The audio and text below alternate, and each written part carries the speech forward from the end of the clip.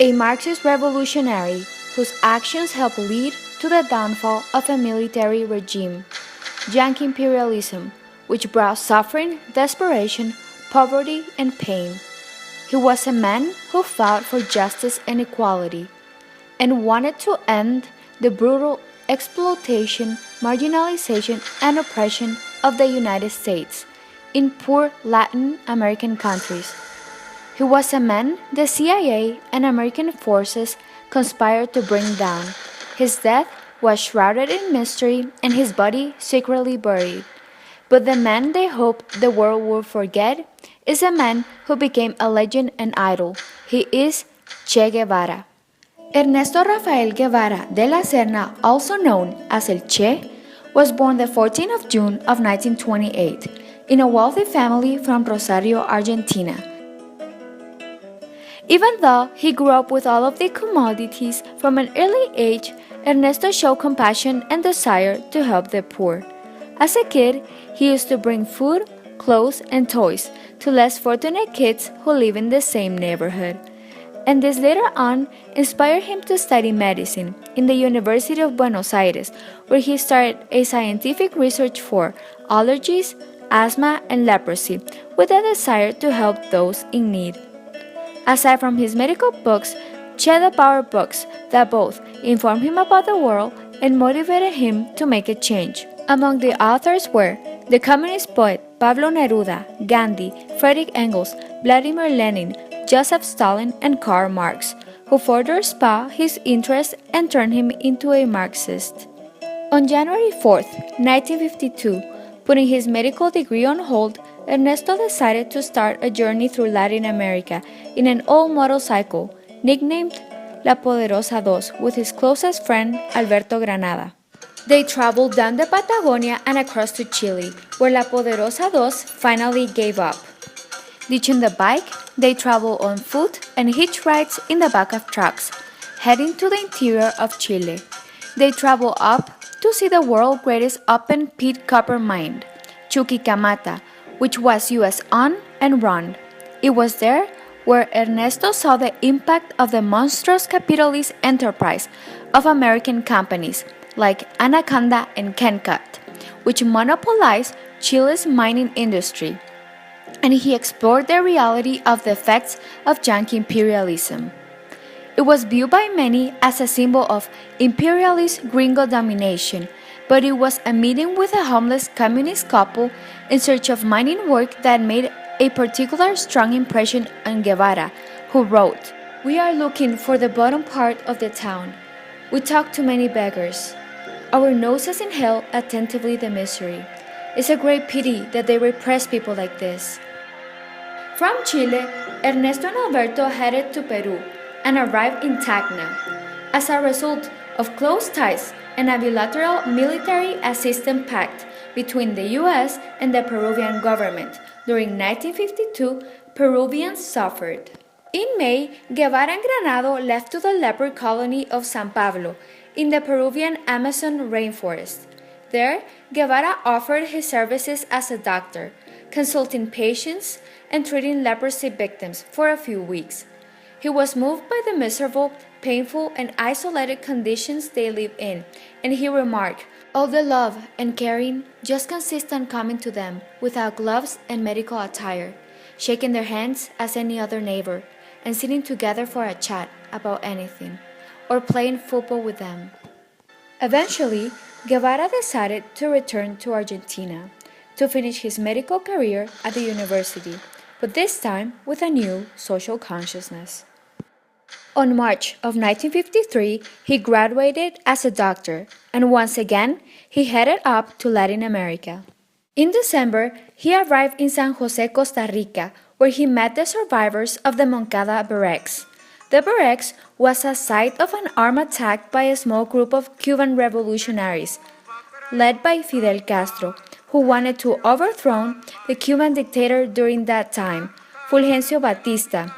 This act caught Guevara's attention and his interest in Fidel Castro. During the same year, Ernesto traveled to Guatemala, a country that faced a precarious situation.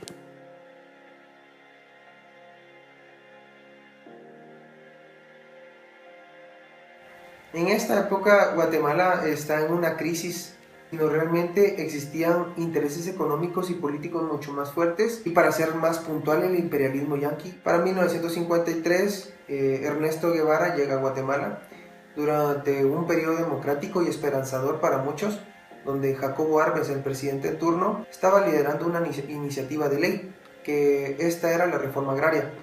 La reforma agraria lo que quería dar paso era que las tierras ociosas, las que no eran laboradas, pasaran a manos de la gente de clase media baja y baja para que tuvieran un desarrollo agrícola y poder subir su nivel laboral y también económico. Esto hizo tocar intereses políticos y económicos muy fuertes, en especial la United Fruit Company, que era muy apoyada por el gobierno norteamericano. Esta empresa explotaba a la población, y no solo a la gente mayor, sino también a los niños, teniéndole en unas condiciones muy precarias de explotación y de sufrimiento.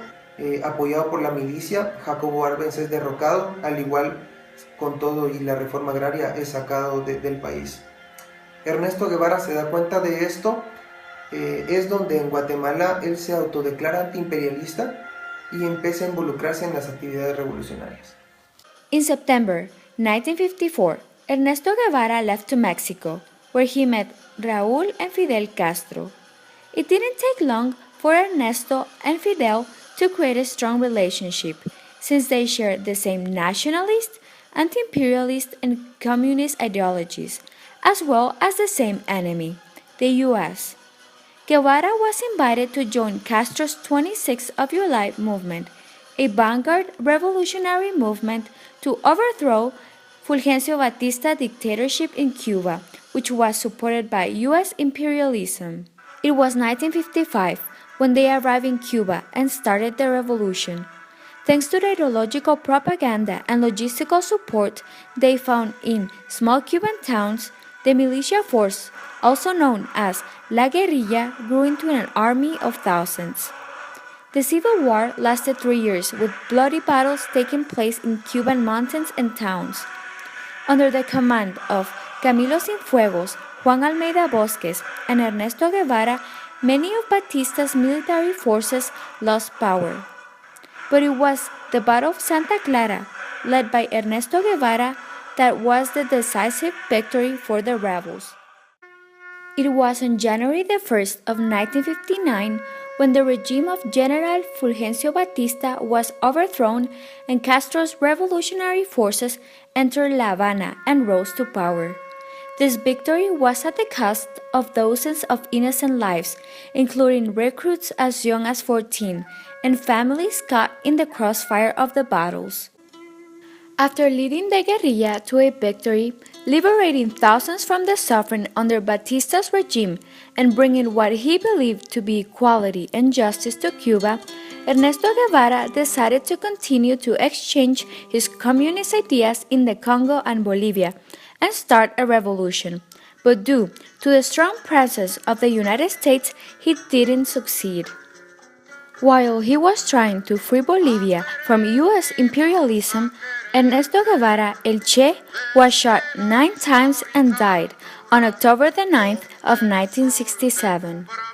Today, Che Guevara is seen as a revolutionary hero by many and a communist rebel by others.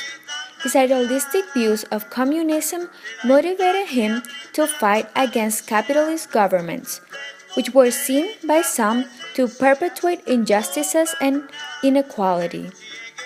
Ernesto Guevara explored the reality of the effects of Yankee imperialism on Latin American countries.